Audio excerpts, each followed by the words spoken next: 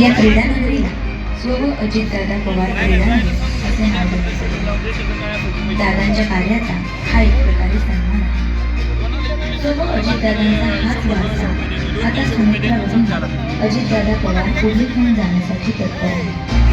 इतिहासात प्रथम महिला उपमुख्यमंत्री यांच्या हस्ते महाराष्ट्र केसरीचे उद्घाटन होत आहे।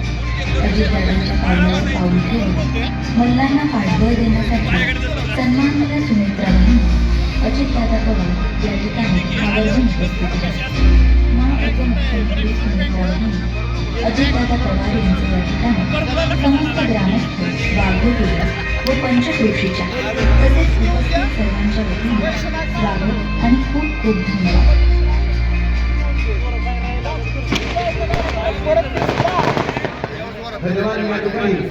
केंद्रीय नागरी वाहतूक आणि सहकार मंत्री मुरलीधरांना मोहोळ यांचे सौभाग्यवती आदरणीय भाविकाताई मुरलीधरांना मोहोळ यांचा सन्मान आदरणीय सुनेत्रा वहिनी अजितदादा पवार यांच्या शुभास्ते या ठिकाणी मंचावरती पार पडतो।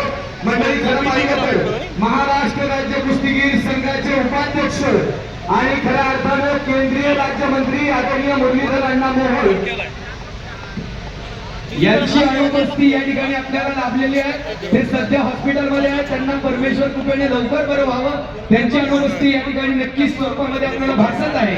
आणि यानंतर साक्षी इंगळे या सुवर्ण पदक विजेते कन्येचा मंचावरती सन्मान केला जातोय त्याने उचलला नाही अजून करतो आणि यानंतर हा सन्मान